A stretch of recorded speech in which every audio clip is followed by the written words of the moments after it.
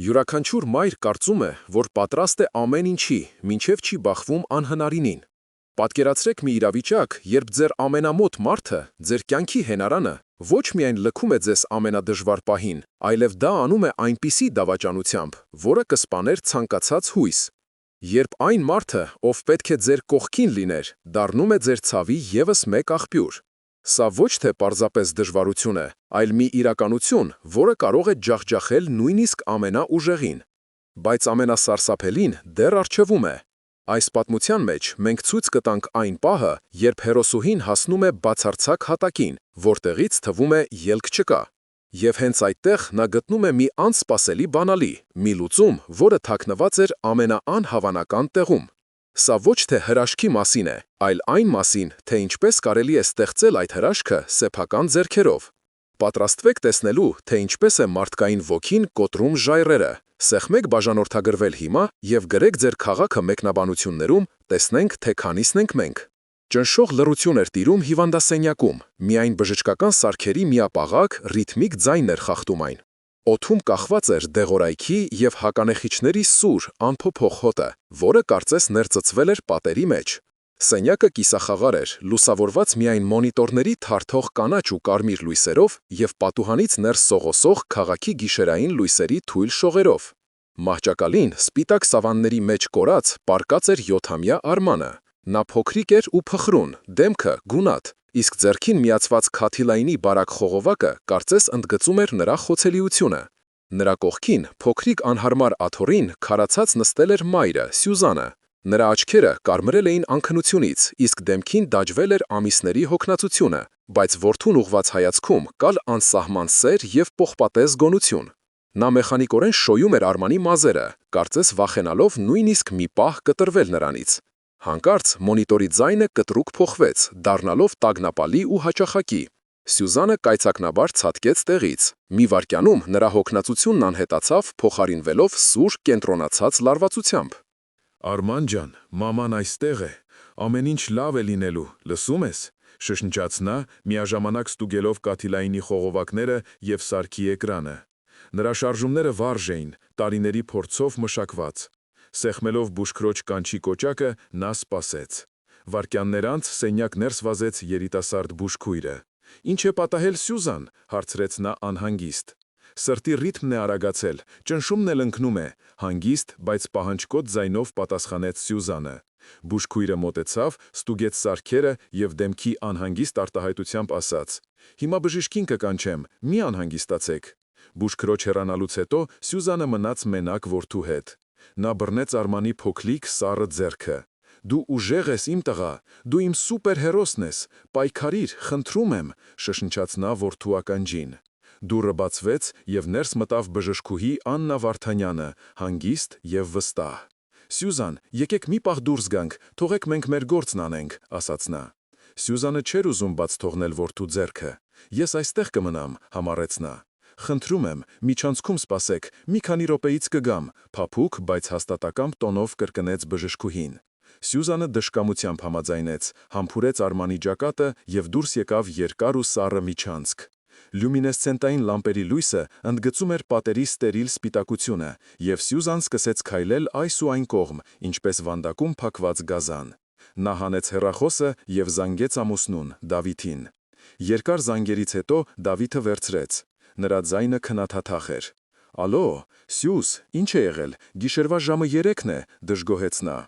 «Դավիթ, Արմանի վիճակը վատացել է, կարող ես գալ», փորձելով հանգիստ մնալ, ասաց Սյուզանը։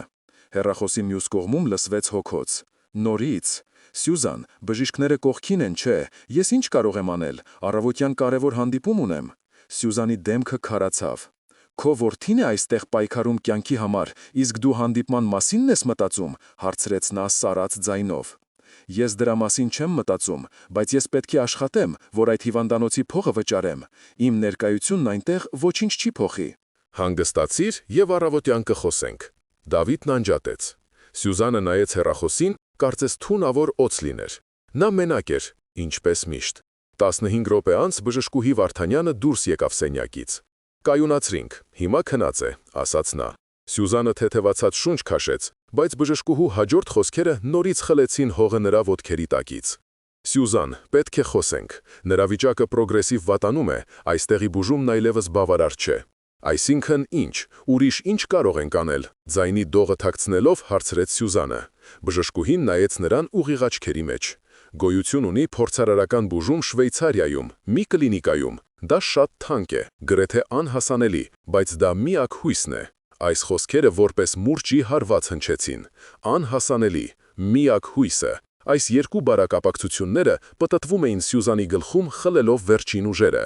Բաժանորդագրվեք մեր ալիքին, իմանալու համար, թե ինչպես Սյուզանը կպայքարի իր որդու կյանքի համար։ Իսկ դուք, սիրելի հանդիսատես, որ քաղաքներում կցանկանայիք տեսնել մեր հերոսների պատմության զարգացումը, Երևանում թե Գյումրիում։ Սյուզանը նայեց հիվանդասենյակի դռանը, որի ետևում նրա ամբողջ տիեզերքն էր, իսկ հետո նայեց բժշկուհուն։ Նրա աչքերում հուսահատության փոխարեն վճռականության կայծ վառվեց։ Նա դեռ չգիտեր ինչպես, բայց նա գիտեր, որ պետք է հասնի Շվեյցարիա։ Այդ վճռականության կայծը Սյուզանի հայացքում վառվեց մի պահ, մոխրացնելով հոգնածությունն ու հուսահատությունը, բայց իրականությունը դաժան էր և անողոք։ Մինչ նա կանգնած էր հիվանդանոցի սառը միջանցքում, մտովի արդեն Շվեյցարիայում, նրա հիշողությունը նրան տարավ 2 տարի հետ, մի աշխարհ, որտեղ դեռ արևն էր շողում։ Նրանց տունը լի էր լույսով և ծիծաղով։ Այդ օրը Արմանի 5-րդ տարեդարձն էր։ Ընդարձակ հյուրասենյակը զարդարված էր գունավոր փուչիկներով, իսկ սեղանին հպարտորեն կանգնած էր մեծ տորթը, շնորհավոր ծնունդդ Արման գրությամբ։ Ուրախ մանկական երաժշտություն էր հնչում, և Արմանը ծիծաղելով վազվզում էր սենյակով, իսկ նրա հետևից վազում էր Դավիթը, երջանիկ ու անհոգ։ «Կբռնեմ քեզ, իմ չեմպիոն», ծիծաղելով գոռում էր նա։ Սյուզանը խոհանոցից դուրս եկավ, ձեռքին հյութով սկահակ, և նայելով ամուսնուն ու որդուն, նրա դեմքը փայլեց երջանկությունից։ Սա կատարյալ ընտանիքի կատարյալ պատկեր էր։ «Դավիթ, զգույշ, կընկնի», ժպտալով ասաց նա։ Դավիթը բռնեց Արմանին, բարձրացրեց օդ և սկսեց պտտել։ Արմանի զրնգուն ծիծաղը լցնում էր սենյակը։ «Էլի, հայրիկ, էլի», պահանջում էր տղան։ Եվ հենց այդ պահին Սյուզանը նկատեց մի բան՝ մի աննշան, գրեթե անտեսանելի մանրուք։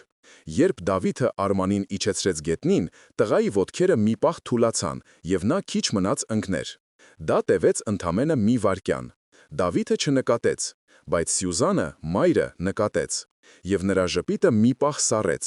Այդ աննշան դրվագը դարձավ մղզավանջի սկիզբը։ Մի քանի ամիս անց բժշկի գրասենյակում նրանք լսեցին դատավճիռը։ Մթնոլորտը լարված էր։ Արմանը անկյունում խաղում էր խաղալիքներով, իսկ բժիշկը, նայելով անալիզների պատասխաններին, խոսում էր հանգիստ, բայց սառը ձայնով։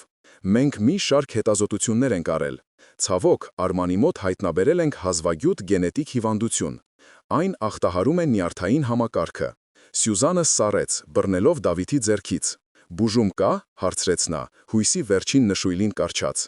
«Կա պահպանողական թերապիա, որը կարող է դանդաղեցնել հիվանդության զարգացումը, բայց ամբողջական բուժում ցավոք դեռ գոյություն չունի», պատասխանեց բժիշկը։ Դավիթը կտրուկ ընդհատեց նրան։ «Ինչ է նշանակում գոյություն չունի, 21-րդ դարն է, պետք է որ մի լուծում լինի, գուցե սխալվել եք, եկեք ուրիշ տեղ ստուգենք»։ Նրա ձայնի մեջ զայրույթ կար և անհավատություն։ Նա չէր կարող ընդունել այն, ինչ լսում էր։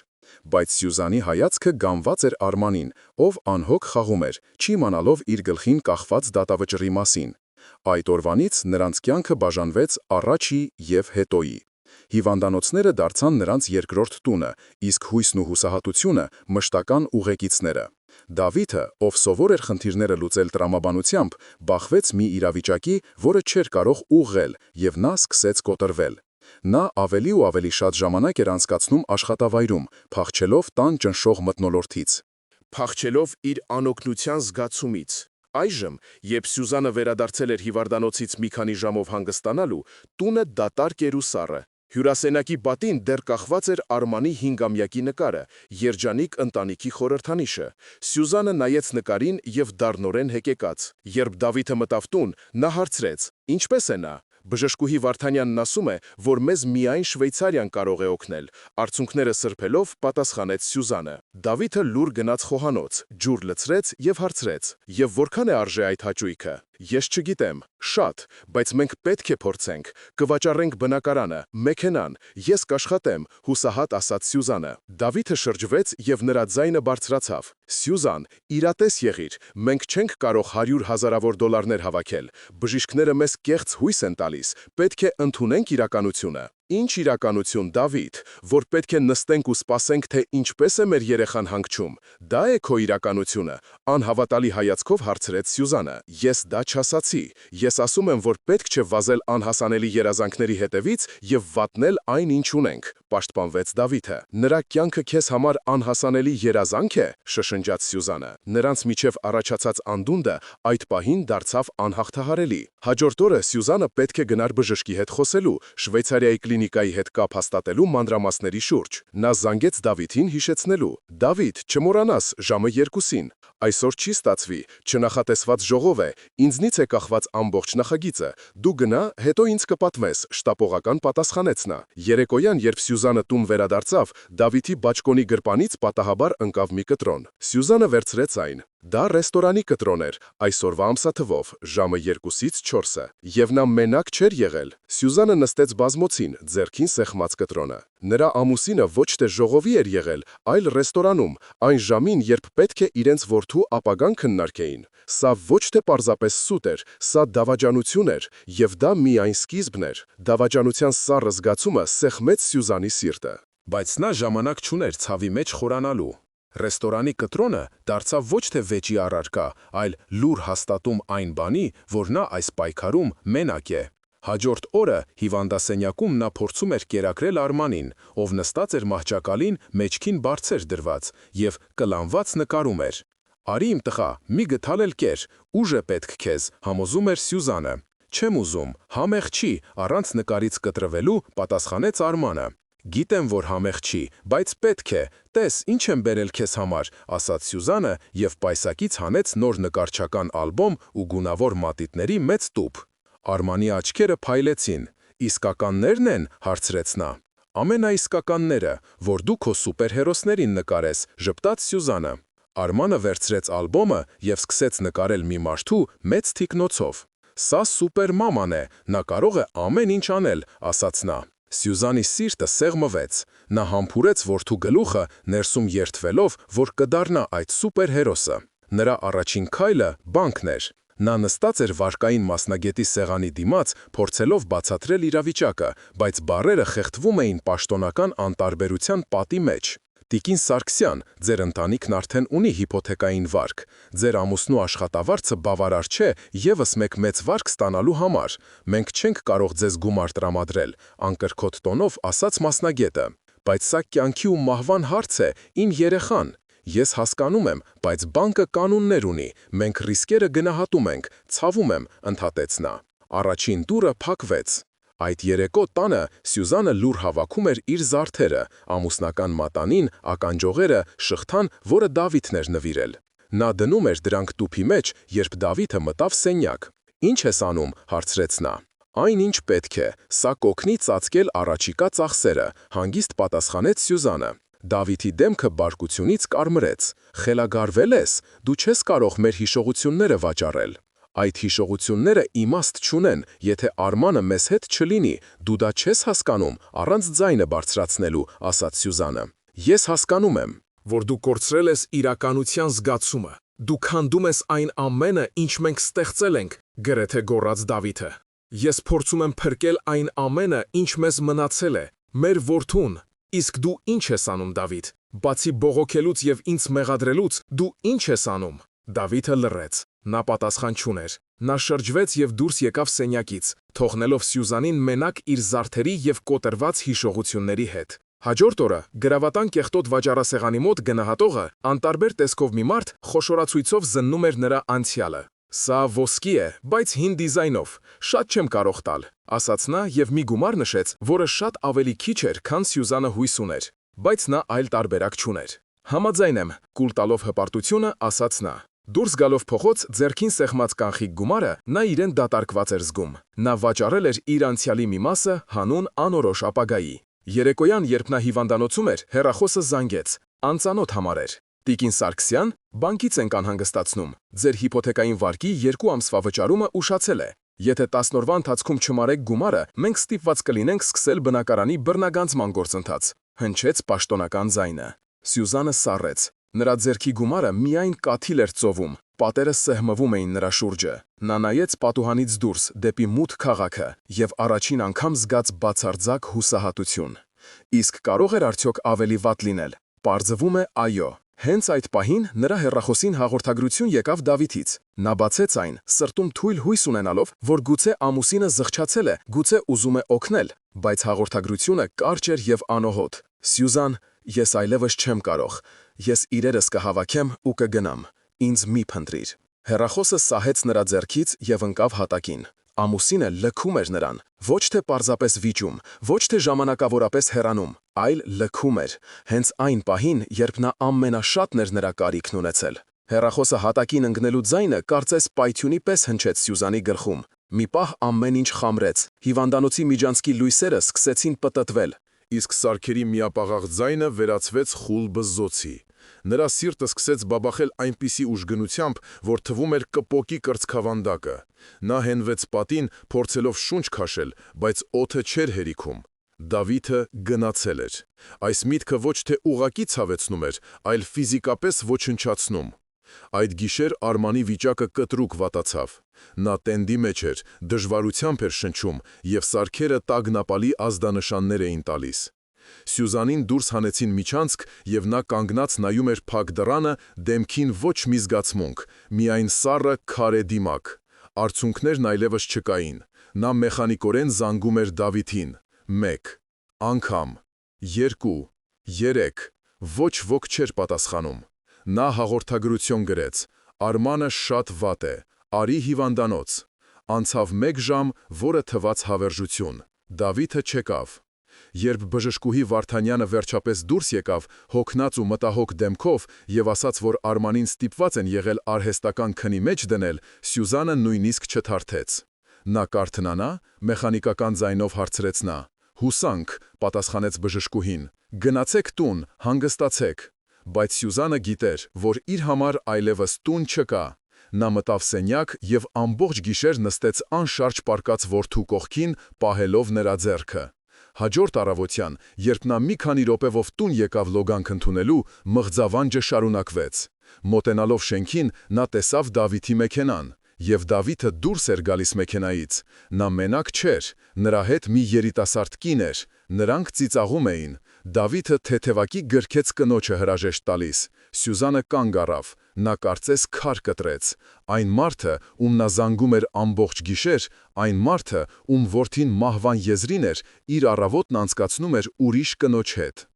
Դավիթը նկատեց Սյուզանին եւ նրա ժպիտը սառեց դեմքին։ Սյուզան, սա այն չէ, ինչ դու մտածում ես, սա իմ գործընկերն է, մենք նախագիծն էինք քննարկում, շփոթված կակազեց նա։ Սյուզանը նայեց նրան սառը դատարկ հայացքով։ Գործընկեր, գիշերը ժամը 3-ին դու ժողովի էիր, 3 երեկոյան, երբ ես քեզ զանգում էի, դու ռեստորանում էիր նախագիծ քննարկում, իսկ հիմա քո որդին հիվանդանոցում է, իսկ դու այստեղ ծիծաղում ես։ Նրա ձայնը հանգիստ էր, բայց այդ հանգստության տակ պողպատ կար։ Ես այլևս չեմ դիմանում, Սյուզան, այս ամենը ես ուժեղ չեմ, ինչպես դու, վերջապես խոստովանեց Դավիթը։ Ուժե՞։ Դու ուժը շփոթում ես փախուստի հետ, դու պարզապես փախչում ես։ Գնա Դավիթ, գնա քո նոր կյանքին, բայց հիշիր, դու ոչ միայն ինձ ես լքում, դու քո որդուն ես լքում։ Նա շրջվեց եւ մտավ շենք, թողնելով Դավիթին կանգնած մայթին, ջախջախված եւ ամոթահար։ Բնակարանում Սյուզանը վերջապես թույլ տվեց իրեն լաց լինել։ Նա հեքեքում էր ոչ թե Դավիթի համար, այլ իր մենակության, իր անելանելիության համար։ Բանկի զգուշացումը, Դավիթի դավաճանությունը, Արմանի վիճակը, այս ամենը միախառնվել էր մի հսկայական սև ալիքի, որը սպառնում էր խեղդել նրան։ Նա նայեց հեռախոսին, բանկից նոր հաղորդագրություն էր եկել։ Նա բացեց այն, ակնկալելով տեսնել եւս մեկ սպառնալիք, բայց տեքստը տարօրինակ էր։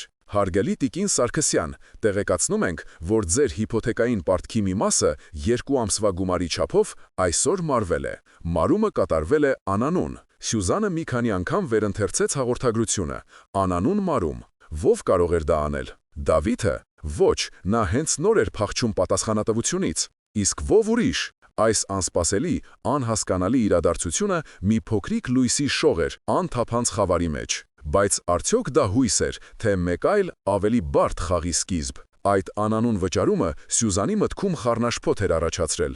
Ո՞վ կարող էր լինել այդ խորհրդավոր բարերարը։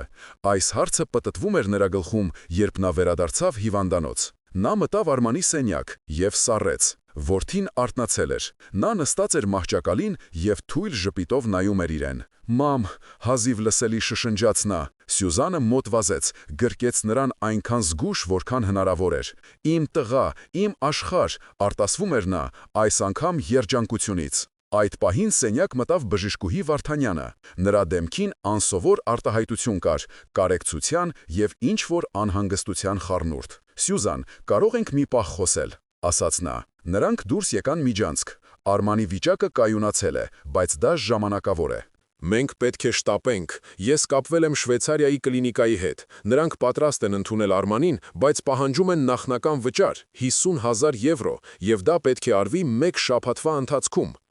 50,000 եվրո, մեկ շաբաթ։ Թվերը որպես մահվան դատավճիռ հնչեցին։ Սյուզանի նորածին հույսը սկսեց խամրել։ Ես չգիտեմ որտեղից գտնեմ այդքան գումար, հուսահատ շշնջաց նա։ Բժշկուհին մի պահ լռեց, հետո ասաց մի բան, որը տարօրինակ թվաց.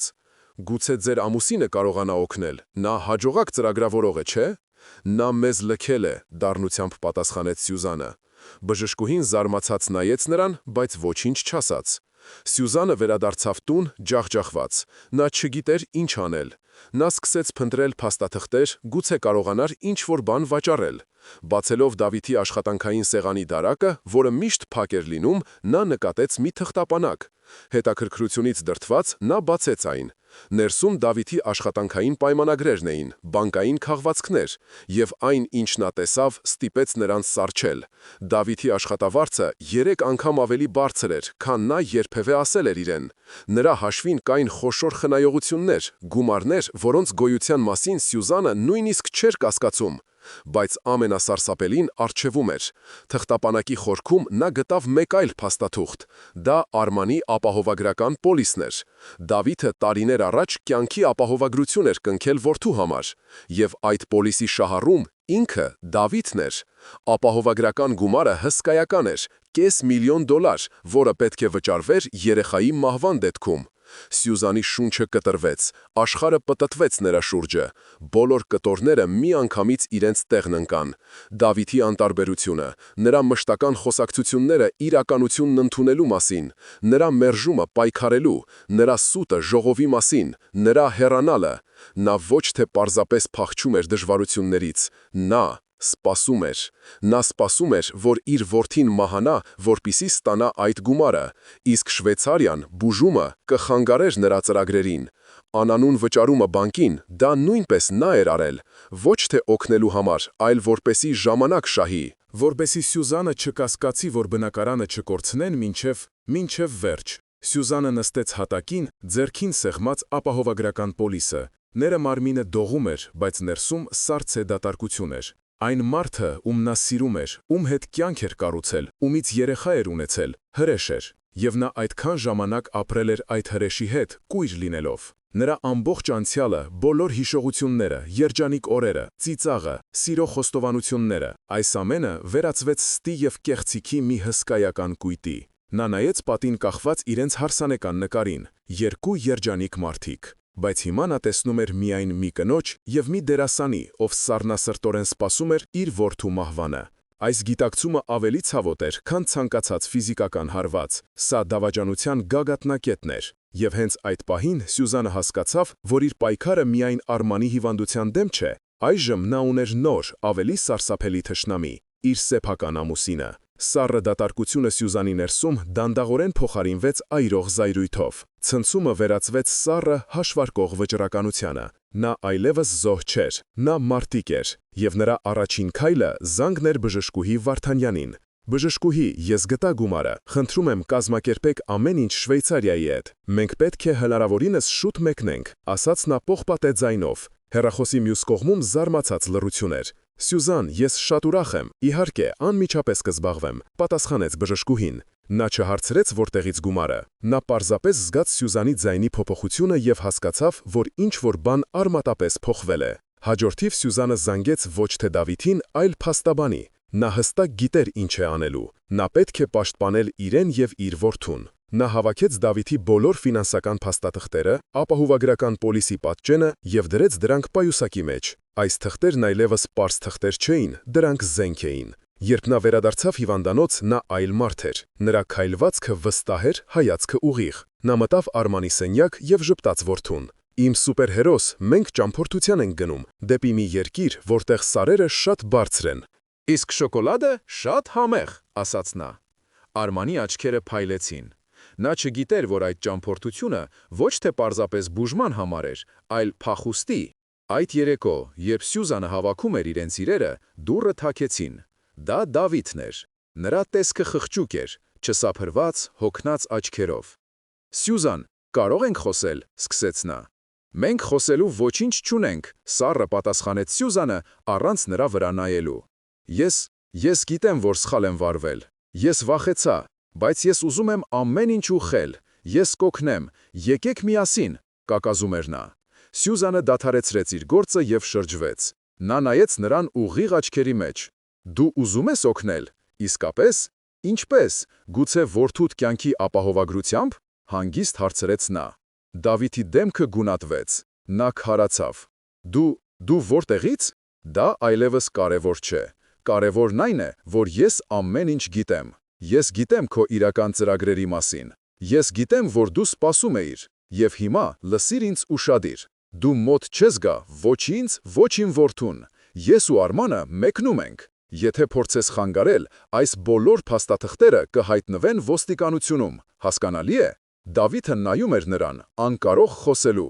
Նրա առջև կանգնած էր ոչ թե իր հնազանդ տառապող կինը, այլ մի անծանոթ պողպատե կին, ում աչքերում սառույց էր։ Նա հասկացավ, որ խաղն ավարտված է։ Նա պարտվել էր։ Առանց մեկ բառ ասելու նա շրջվեց եւ հեռացավ։ Դավիթի հեռանալուց հետո Սյուզանի ուժերը սպառվեցին։ Նա հենվեց պատին եւ սահեց ներքև։ Զայրույթը փոխարինվեց ցավի նոր ալիքով։ Բայց այս անգամ նա մենակ չէր։ Զանգեց հեռախոսը։ Բժիշկուհի Վարդանյանն էր։ «Սյուզան, ամեն ինչ պատրաստ է։ Կլինիկան սպասում է ձեզ։ Տոմսերը վաղվա համար են։ Եվ եւս մեկ բան, ես խոսեցի իմ ընկերների հետ։ Մենք փոքրիկ դրամահավաք ենք կազմակերպել հիվանդանոցում։ Գումարը մեծ չէ, բայց կօգնի ձեզ առաջին խանեփում։ Մենք ձեզ հետ ենք»։ Սյուզանի աչքերից արցունքներ հոսեցին, բայց դրանք այլևս հուսահատության արցունքներ չէին։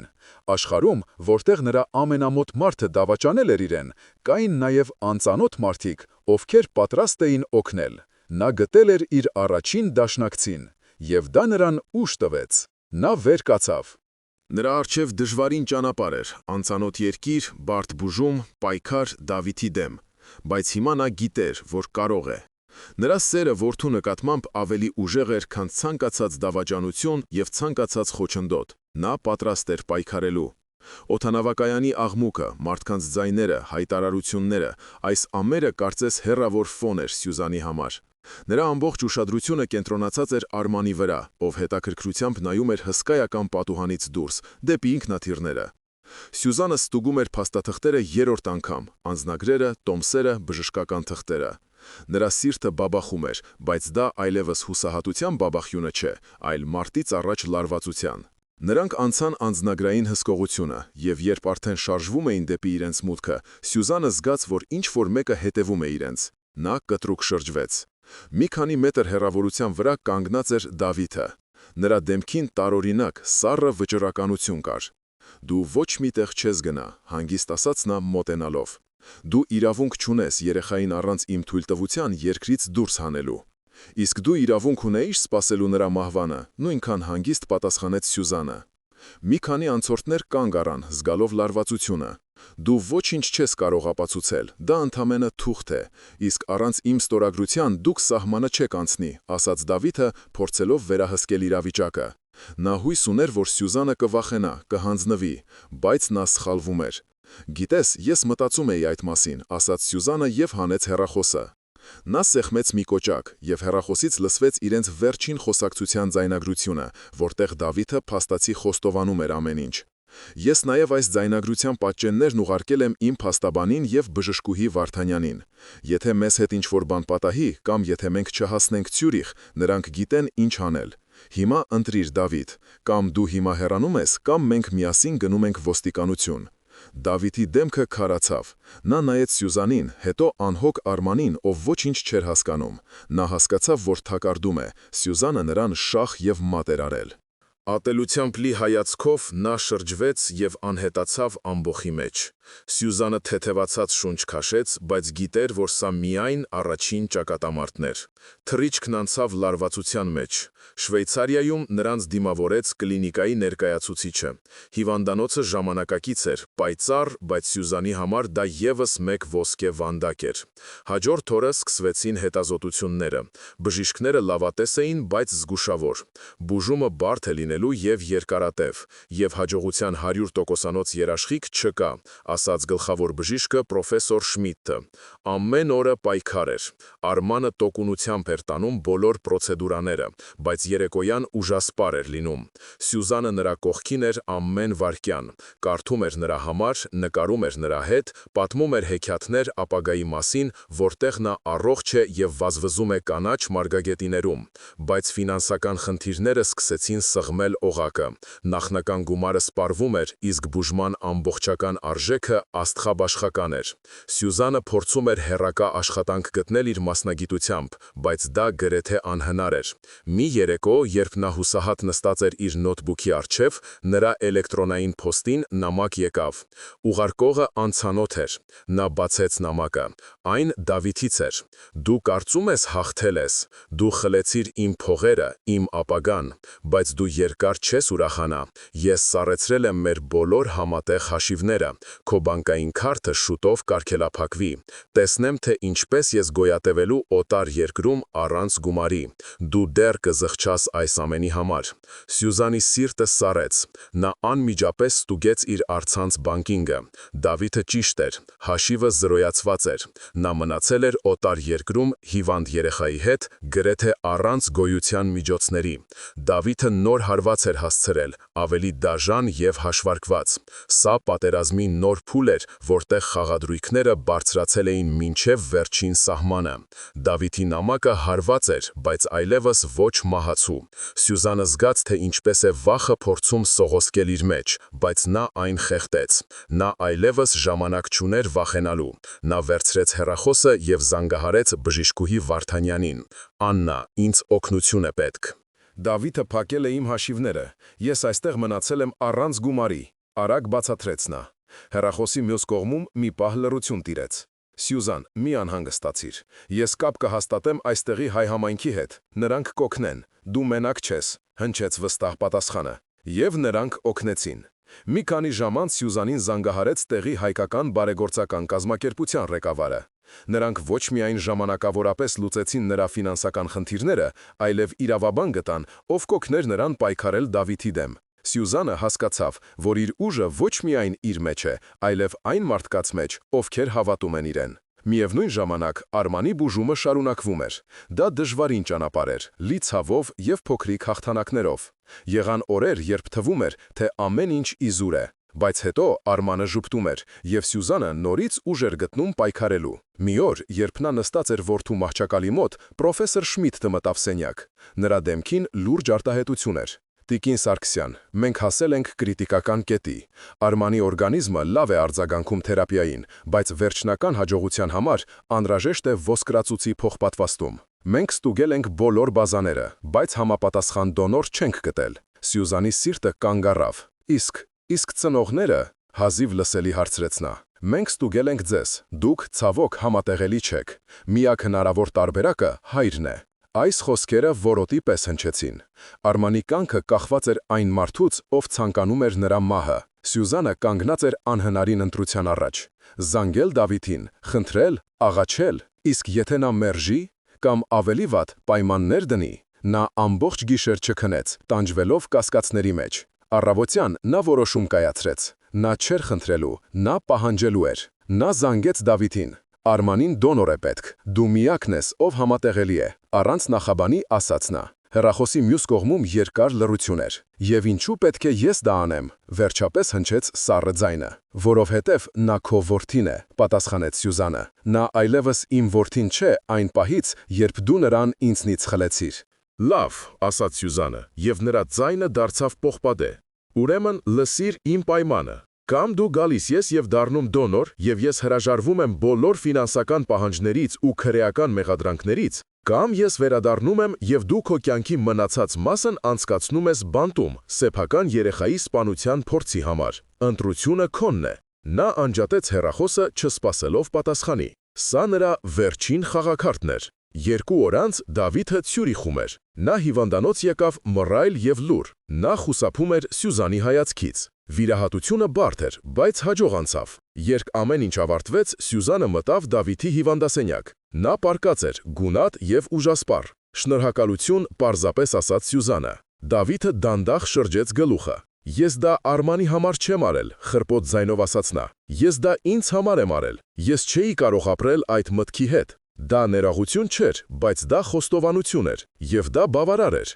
Մի քանի տարի անց, արևոտ օր է, փոքրիկ հարմարավետ բակի կանաչ խոտերի վրա վազվզում է 10-ամյա առողջ եւ կենսուրախ Արմանը։ Նա ֆուտբոլ է խաղում ընկերների հետ։ Նրանց ծիծաղը լցնում է օդը։ Տան պատշգամբում նստած է Սյուզանը։ Նա այլևս այն հոգնած տանջված կինը չէ։ Նրա դեմքին հանգստությունը եւ իմաստություն։ Նա աշխատում է որպես ճարտարապետ, ստեղծելով ոչ միայն շենքեր, այլև նոր կյանք իր եւ իր որդու համար։ Նա հաղթել էր ոչ թե Դավիթին, այլ հանգամանքներին, հուսահատությանը, ճակատագրին։ Նա նայում է որդուն եւ ժպտում։ Նրա սերը իսկապես ավելի ուժեղ էր, քան ժայռը։ Այս պատմությունը մայրական սիրո անսահման ուժի մասին է, որը կարող է հաղթահարել ցանկացած խոչընդոտ։ Այն նաև այն մասին է, որ նույնիսկ ամենամութ ժամանակներում կարելի է գտնել լույս եւ աջակցություն։ Եվ ամենակարևորը, երբեք չպետք է հանձնվել։ Իսկ դուք, սիրելի բաժանորդներ, ինչ եք կարծում այս պատմության մասին։ Ինչ դասեր քաղեցիք դուք։ Կիսվեք ձեր մտքերով մեկնաբանություններում։ Շնորհակալություն, որ մեզ հետ էիք։